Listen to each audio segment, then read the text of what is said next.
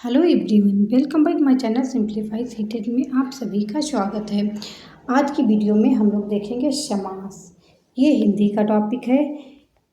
ये आपका चाहे सीटेड हो या यूपी टेट हो, सुपर टेट हो, कोई भी टेट हो जिसमें हिंदी से रिलेटेड इनका क्वेश्चन पूछे जाते हैं, सभी के लिए आज की वीडियो बहुत महत्वपूर्ण होने वाली है। तो इस वीडियो में हम लोग समास की परिभाषा देखेंगे, उसके भेद कितने प्रकार के होते हैं, कौन कौन से भेद होते हैं। उसके बाद हम लोग प्रीवियस ईयर में जो क्वेश्चन आए हुए हैं वो भी सॉल्व करेंगे। तो आइए दोस्तों, आज की वीडियो स्टार्ट करती हूँ।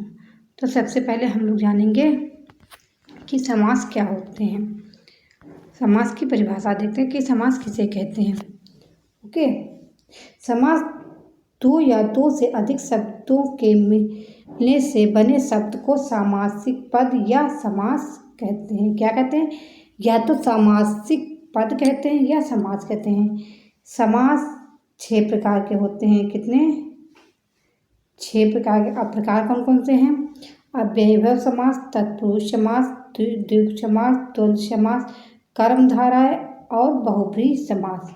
ये 6 प्रकार के समास देखेंगे। ओके, तो आइए देखते एक एक करके हम लोग देखते हैं। तो सबसे पहले हम लोग देखेंगे अव्ययीभाव समास।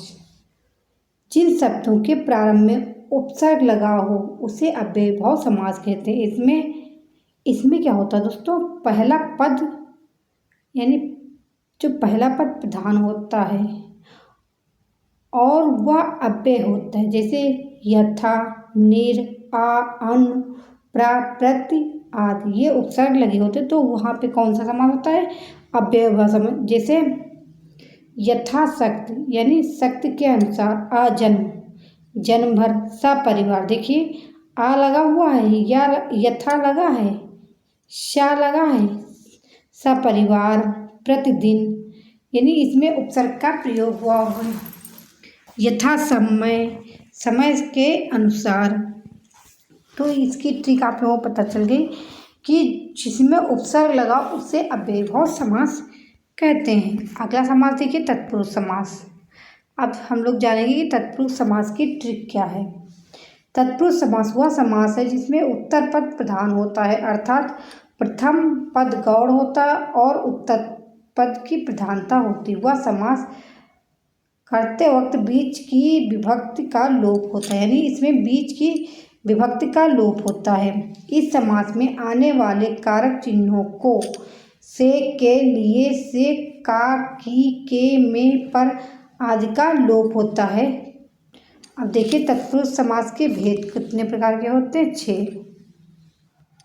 कितने प्रकार के होते हैं? 6। एक तो कर्म तत्पुरुष समास।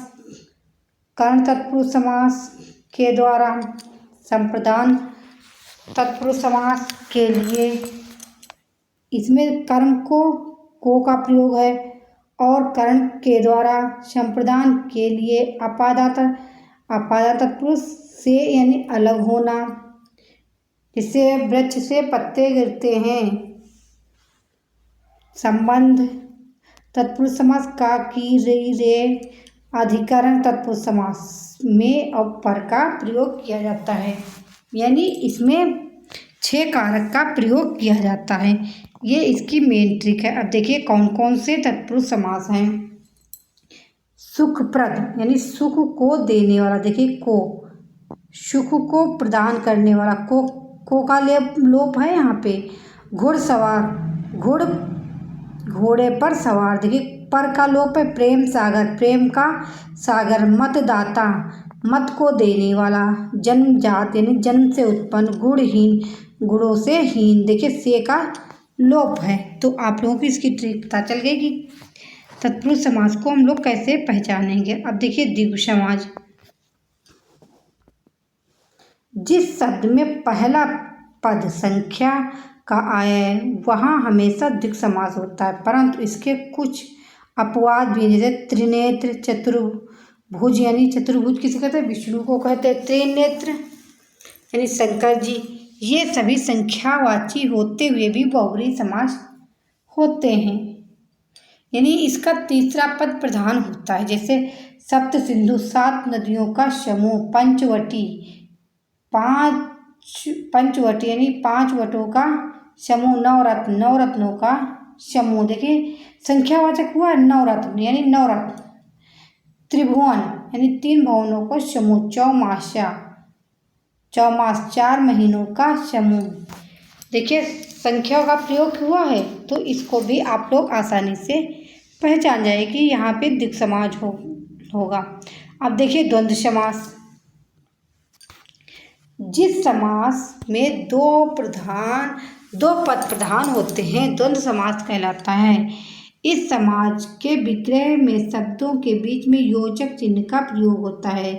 जैसे देखिए इसको तो बहुत आसानी से आप लोग पहचान जाएंगे। राम कृष्ण, राम और कृष्ण। देखिए योजक चिन्ह का प्रयोग। दाल रोटी, दाल और रोटी। पाप पुण्य, पाप और पुण्य के बीच में योजक चिन्ह का प्रयोग। पाप और पुण्य। भला बुरा। माता पिता, भाई बहन, भाई और बहन। पति पत्नी, पति और पत्नी। देखिए ये सब क्या है, ये द्वंद्व समास के उदाहरण है। तो आप लोग इसको भी आसानी से पहचान जाएंगे, इसमें भी ज़्यादा प्रॉब्लम नहीं होगी आप लोगों को। अब 5वां नंबर यानी कर्मधारय समास। देखिए वह समास जिसका पहला पद विशेषण या दूसरा पद विशेष्य होता है अथवा पूर्व पद एवं उत्तर पद में उपमान उपमेय का संबंध माना जाता है, कर्मधारय समास कहलाता है। अब ऐसे नहीं तो ऐसे देखिए इस समास का उत्तर पद प्रधान होता है एवं विग्रह करते समय दोनों पदों के बीच के समान है जो में से किसी एक शब्द का प्रयोग होता है। जैसे देखिए आप लोग के कुछ उदाहरण हैं। नील कमल, नीला है जो कमल। चरण कमल, कमल के समान चरण वाले अर्थात विष्णु को कहा गया है। चंद्रमुख यानी चंद्रमा के समान मुख। महात्मा, महान है जो आत्मा। काली मिर्च, काली है जो मिर्च। ये हो गए कर्मधारय समास। अब देखिए बहुब्रीहि, इसमें तो आप लोगों को बिल्कुल भी प्रॉब्लम नहीं होगी, बहुत आसानी से आप लोग पहचान जाएंगे। और ये छठा यानी लास्ट समास है। ये ऐसे शब्दों का मेल जिनमें दोनों पद प्रधान ना हो अर्थात जिसमें प्रयुक्त शब्द स्वयं प्रधान न रहकर किसी तीसरे शब्द की ओर संकेत करे या दोनों शब्दों में लिखकर एक विशेष संज्ञा का अर्थ दें, जो उसे बाहुबली समास कहते हैं या योग रूढ़ शब्द होते हैं। यानी इसमें जो है योग रूढ़ शब्द का भी प्रयोग किया जाता है। जैसे देखिए आप लोग कुछ इसके उदाहरण हैं। दशानन यानी 10 मुख वाले अर्थात कौन हुआ, रावण। जिसके 10 मुख है वो कौन है, रावण है। नीलकंठ, नीला है कंठ जिनका अर्थात शिव जी, क्योंकि शिव भगवान ने जब विष पिया था तो उनका कंठ नीला हो गया था तो उन्हें नीलकंठ कहे। लंबोदर, लंबा है उदर अर्थात गणेश भगवान। चक्रपाण, चक्र है हाथ में जिसके अर्थात विष्णु जी। बड़बोला, बढ़ चढ़कर बोलने वाला यानी जो बहुत अधिक बोलता है उसे बड़बोला कहते हैं। यह बहुब्रीहि समास के उदाहरण थे, आप लोगों को आसानी से समझ में आ गए होंगे, इसमें बिल्कुल भी आप लोग कंफ्यूज नहीं हुए होंगे। ओके, अब देखिए वही क्वेश्चन हम लोग देखिए जो प्रीवियस ईयर में आए हुए हैं। किस शब्द में तत्पुरुष समास है, ये देखिए यूपी टेट में पूछा गया। अभी आपका जो जुलाई में यूपी टेट होने वाला है उसके लिए आज की वीडियो बहुत महत्वपूर्ण होने वाला है। पीताम्बर, त्रिभुवन, दौड़ धूप, मधुमक्खी। तो इस क्वेश्चन का जो राइट आंसर है डी ऑप्शन राइट, यानी मधुमक्खी जो है वो तत्पुरुष समास है। अगला क्वेश्चन देखिए, पंकज में कौन सा समास है, द्वंद्व, द्विगु समास, बहुब्रीहि समास, कर्मधारय समास। ये देखिए ये भी यूपी टेट 21 में आया हुआ क्वेश्चन, यानी बहुब्रीहि समास है। इसका पंकज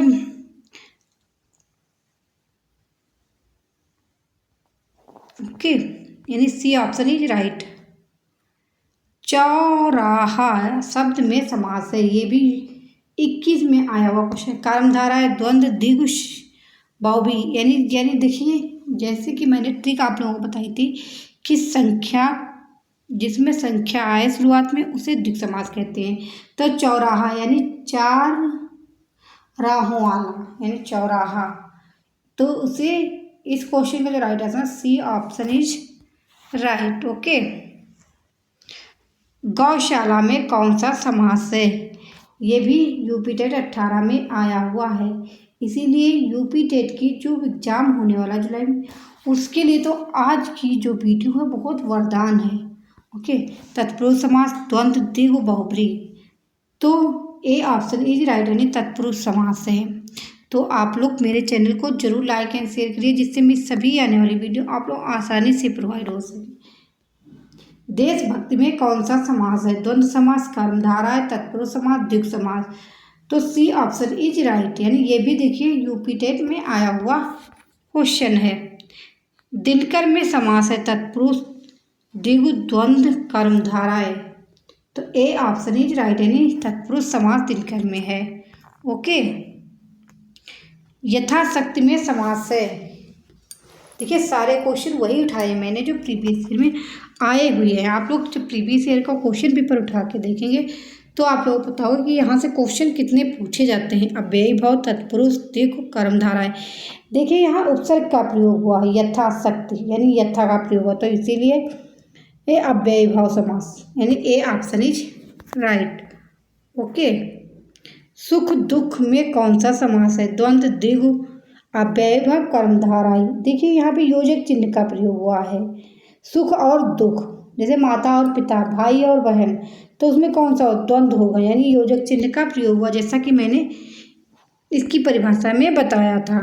ओके, नगपति का विग्रह और समास होगा, तो सब इसमें आप लोगों विग्रह भी करके देखना है। यानी ये देखिए सीटेट में आया हुआ क्वेश्चन है 2019 में। नागो यानी पर्वतों का पति, अर्थात तत्पुरुष समास है इसमें। नागो का पद जो ऐसा बहुब्रीहि समास।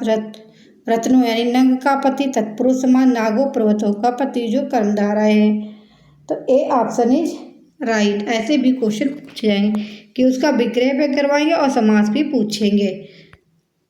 अब आप लोग कमेंट करके बताइए कि आज की वीडियो कैसी लगी और आप लोगों के लिए कितनी लाभदायक है। यदि आप लोगों के लिए लाभदायक है तो मेरे चैनल को सब्सक्राइब करना मत भूलें, जिससे मेरी सभी आने वाली वीडियो आप लोगों को आसानी से प्रोवाइड हो सके। Thank you. नेक्स्ट वीडियो में नेक्स्ट टॉपिक के साथ फिर मिलती हूँ। तब तक आप लोग पढ़ते रहिए और मैं अपना ख्याल रखें। Bye bye.